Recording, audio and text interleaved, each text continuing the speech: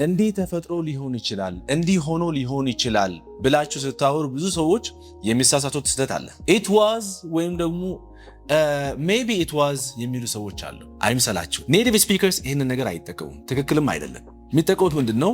might የሚለውን ቃል ነው። mightም ብቻውን ሳይሆን it might have been የሚለው ሐሳብ ይጠቀማሉ። ግን እዚህ ውስጥ ብዙ ክፍተቶች፣ ብዙ ችግሮች ስላሉ እንዴት መጠቀም እንዳለባችሁ የምነግራችሁ ስለሆነ ስለዚህ በmight have been የሚለውን ሐሳብ ላይ ዛሬ 4 አጠቃቀሞች እነግራችኋለሁ። ስንጠቀማቸው በትክክል ልክ እንደ ኔቲቭ ስፒከርስ ስላለፈው ነገር እንዲህ ሆኖ ሊሆን ይችላል ወይም እንደዚህ ተፈጥሮ ሊሆን ይችላል የሚለው ሐሳብ መግለጽ ስትፈልጉ ይህንን ሐረግ ብቻ ተጠቅማችሁ እንዴት መለዋወጥ እንደምትችሉ ልክ እንደ ኔቲቭ ስፒከርስ ማውራት እንድትችሉ የሚረዳችሁ ቪዲዮ ስለሆነ ከኔ ጋር ቆዩ። ሄሎ ቢዩቲፉል ፒፕል፣ ነቢል እባላለሁ። ይህ ስፒክ ቱ ዊች ነው።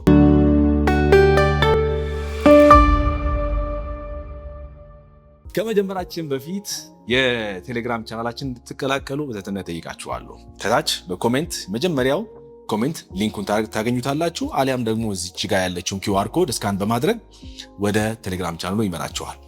ኦኬ፣ የመጀመሪያው አጠቃቀም ፓስት ፖሲቢሊቲ ይባላል። ወይም ደግሞ ገስ የምታረጉት ነገር ነው። በኃላፊ ጊዜ ላይ በግምት ይሄ ነገር ሆኖ ሊሆን ይችላል፣ ያ ነገር ተደርጎ ሊሆን ይችላል ብላችሁ የምታስቡት ነገር ማለት። ለምሳሌ ቁልፎቻችሁን ስትፈልጉ ነበረ። ከዛን ቢሮ ከሄዳችሁ በኋላ I can't find my keys፣ ቁልፎችን ላገኛቸው አልቻልኩም። they might have been on the table። ቢሮ ከገባችሁ በኋላ they might have been on the table። ስለዚህ ጠረጴዛው ላይ ተቀምጦ ወይም ኖሮ ሊሆን ይችላል፣ በዛን ጠረጴዛ ላይ ኖሮ ሊሆኑ ይችላሉ እነዚህን ቁልፎች እያላችሁ ነው ማለት ነው። የት እንዳሉ አታውቁም፣ ገስ እያረጋችሁ ወይም እየገመታችሁ። በቀላሉ ደግሞ ሌላ ምሳሌ፣ አንድ ጓደኛችሁ ጋር ደወላችሁ። he didn't answer his phone or he didn't pick up። he didn't answer his phone, he didn't pick up አላችሁ። ጓደኛችሁን ደውላችሁ አላነሳልኝም እያላችሁ he might have been busy፣ he might have been busy። ስለዚህ ቢዚ ሆኖ ሊሆን ይችላል፣ ቢዚ ሆኖ ሊሆን ይችላል። በኃላፊ ጊዜ ደወላችሁ እናንተ፣ ከዛን እያብራራችሁለት ነው፣ ገስ እያረጋችሁ ነው። ያን ሰው ቢዚ ሆኖ ሊሆን ይችላል እያላችሁ ነው ማለት ነው። ገብታችኋል አይደለ?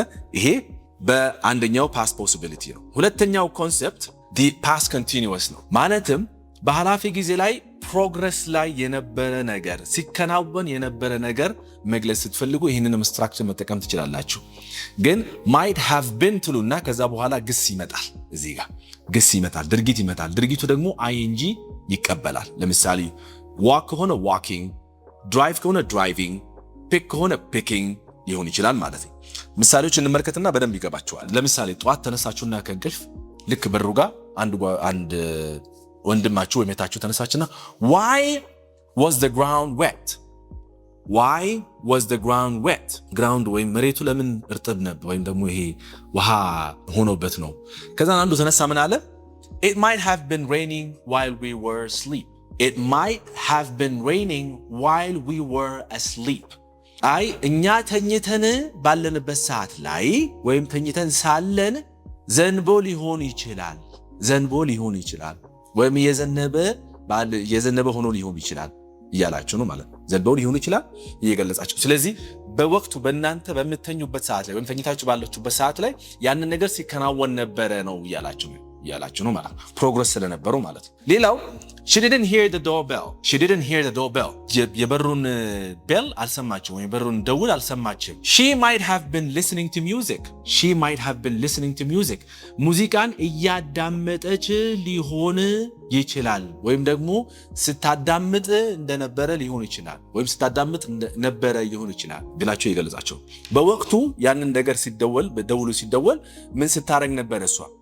ሊሆን ይችላል ያን ነገር ማድረግ። እናንተ ገስ እያረጋችሁ ነው። አሁን ሚስቴር ይሄ ነገር ሊሆን ይችላል ብላችሁ እየገለጻችሁ ነው ማለት ነው። she might have been listening to music።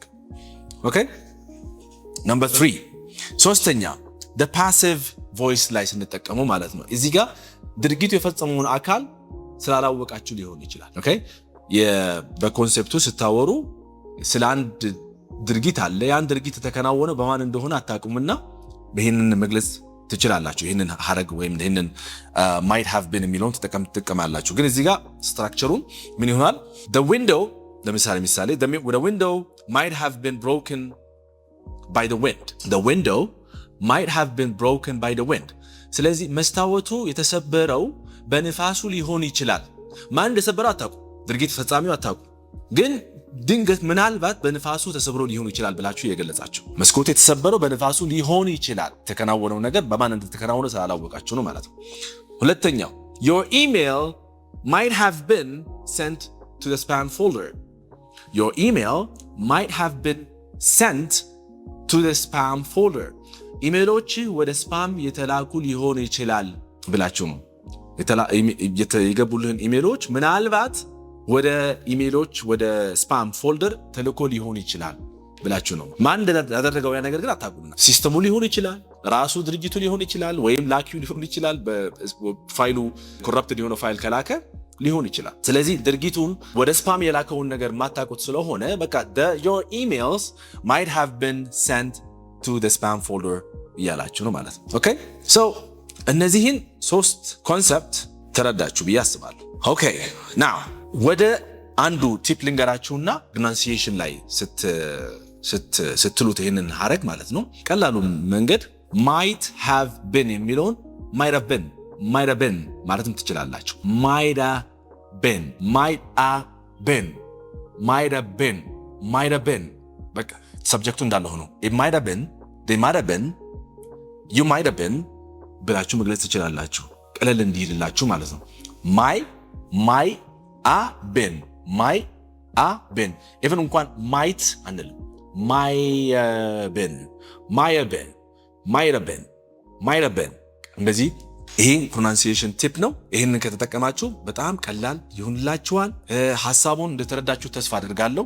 ትርጉሙን በትክክል እንዳስረዳኋችሁ ተስፋ አደርጋለሁ። ጥያቄ ካላችሁ ስለዚህ ሐሳብ ማለት ከmight have been ወይም might have been የሚለውን ሐሳብ ጥያቄ ካላችሁ ግልጽ ያልሆነላችሁ ነገር ካለ በኮሜንት ላይ ጻፉልኝ፣ መልስላችኋለሁ። እንደዚህ አይነት ሐሳቦች ሁሉ ጊዜ ከራሴ አይደለም የሚነሳው ማለት ብዙ ሰዎች ይጠይቁኛል። ከምፈልጋቸው ነገሮች አንስቼ መልስላችኋለሁ ማለት ችግር ወይም የተደጋገሙ ጥያቄዎች ሲኖሩ እነሱን አንስቼ ነው መልስላችሁ። ስለዚህ ጥያቄም ካላችሁ ሐሳብም ካላችሁ አንድ ነገር ይሄንን ጉዳይ ላይ እስኪ አብራራለን፣ ስለዚህ ሐሳብ እስኪ መልስ ስጠን ብላችሁ የምታስቡት ነገር ካለ ኮሜንት ላይ ጻፉልኝ። ፎር ሹር እመልስላችኋለሁ በቪዲዮ እንደዚሁ ማለት ነው። የዛሬ ቪዲዮ ይሄን ይመስላል። በሚቀጥለው ደግሞ ያው እንደዚሁ አጠር ያለ ምጥን ያለች ትምህርት ይዤላችሁ እመጣለሁ። እስከዛው በቸር እንቆይ። ሰላማችሁ ይብዛልኝ።